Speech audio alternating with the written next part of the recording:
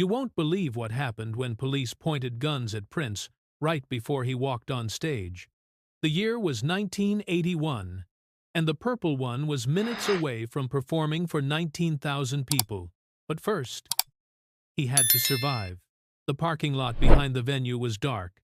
Prince stepped out of his tour bus, guitar case in hand, dressed in his signature purple and lace.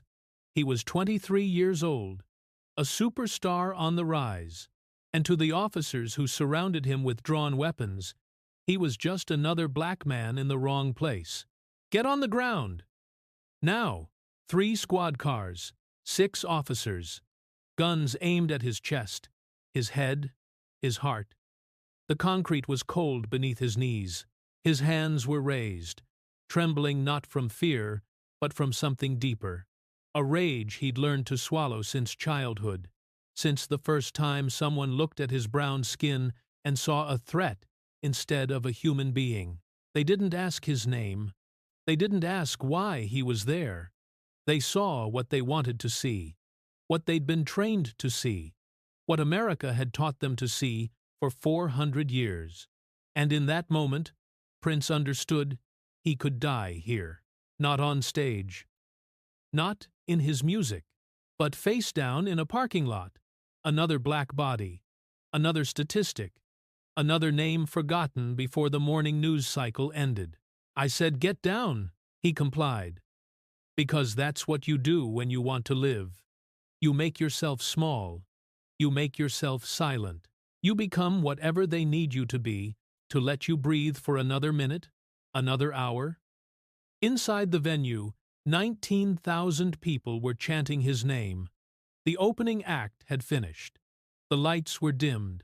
The anticipation was electric, a living thing that pulsed through the walls and into the parking lot where Prince lay, with his face pressed against asphalt that smelled of oil and old rain. He could hear them, his people, his audience, waiting for him to transform their night into something transcendent. But transcendence has a price. And that night, the price was his dignity. A venue manager finally emerged, screaming at the officers, waving credentials, explaining what should have been obvious, that this was Prince Rogers Nelson, that he was scheduled to perform, that they'd just held a superstar at gunpoint because he had the audacity to exist while black in America. The apologies came quick and hollow. Mistake. Misunderstanding. Matching a description. The same words that had been used for Emmett Till, for Amadou Diallo, for every black person who'd ever been reduced to a profile, a threat, a target. Prince stood slowly, brushed the dirt from his clothes. His hands were shaking now, and this time it was fear not for his life, but for what he might do with the fury building in his chest, like a scream that had been waiting his entire life to be released. He could cancel the show, storm off, make them feel his rage. 19,000 people would understand. The world would understand. He had every right. But Prince had never been interested in rights. He was interested in revolution. He walked to his dressing room, sat in silence for 20 minutes. His band waited nervously outside. They'd heard what happened.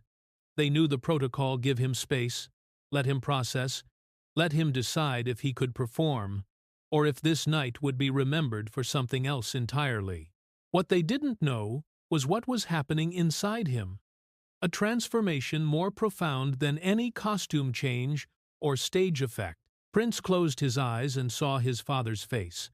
Lorenzo Nelson, a jazz musician who'd taught him that music wasn't just sound, it was survival. It was dignity weaponized. It was the one place where a black man in America could be free, if only for the length of a song, if only in the space between notes where the world couldn't touch you. He saw his mother, Mattie, who'd raised him to be proud, to never bow, to never let anyone make him feel less than holy. He saw every moment of his childhood when he'd been too black for the white kids, too strange for the black kids, too small for the bullies, too ambitious for the doubters. Every moment when someone had tried to make him smaller, quieter, more acceptable, And he understood something fundamental. Hatred only grows in the darkness. Violence only breeds more violence. But music could break the cycle. Music could take a moment of near death and turn it into a moment of near transcendence.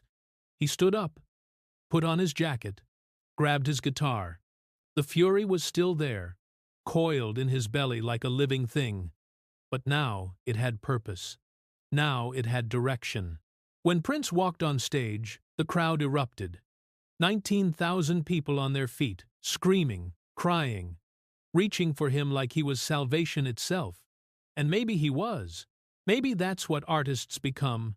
When the world is dark, small gods, offering temporary redemption through 3-minute songs and synthesizer riffs.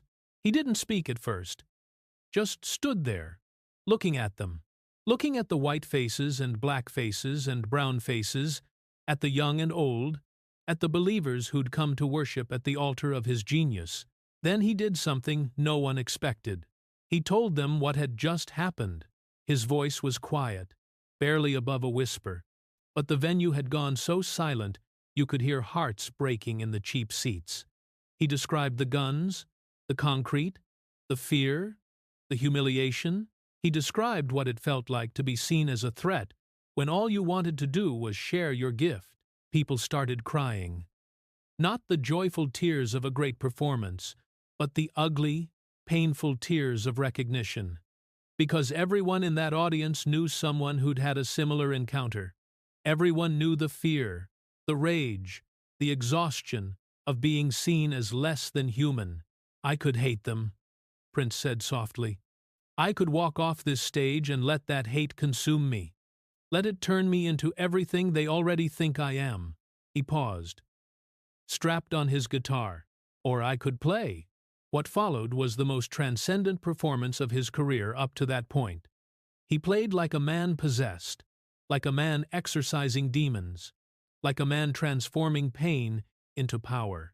Songs about love and heartbreak became anthems of survival. Ballads became battle cries.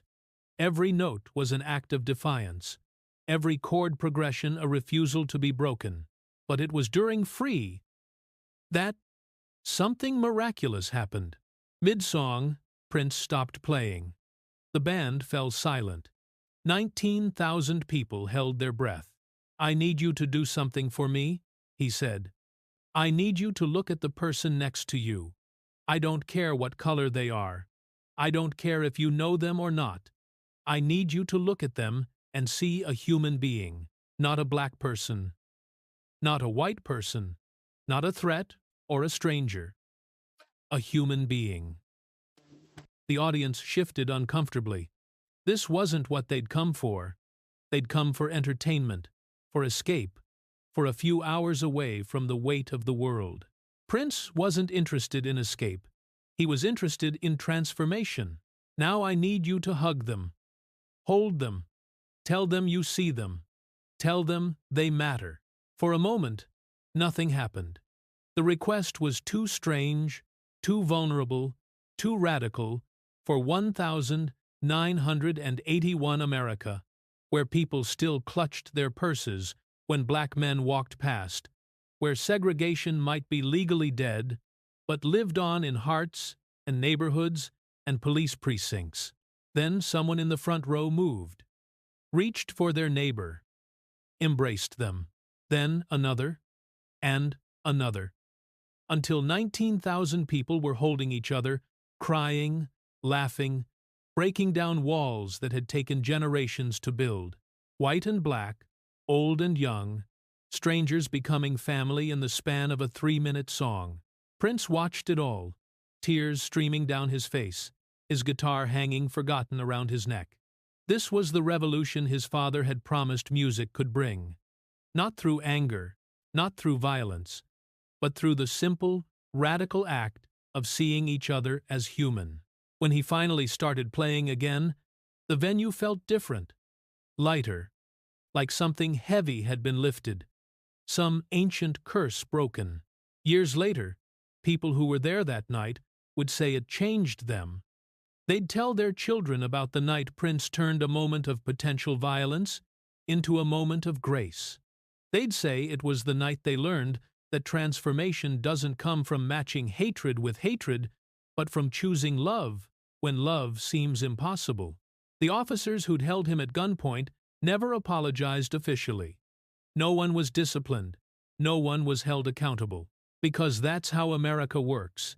It crushes you and expects you to move on, to forgive, to forget. But Prince didn't forget. He transformed. He took the concrete and gun barrels and fear and turned them into music that would outlive everyone in that venue, everyone in that police department, everyone who'd ever tried to make him less than he was. Because that's what icons do. They don't just survive.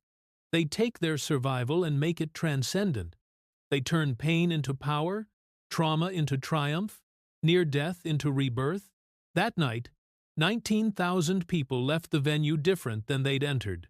Not because Prince was perfect, not because he had all the answers, but because he showed them that even when the world puts a gun to your head, you still have a choice. You can let it kill you. Or you can play.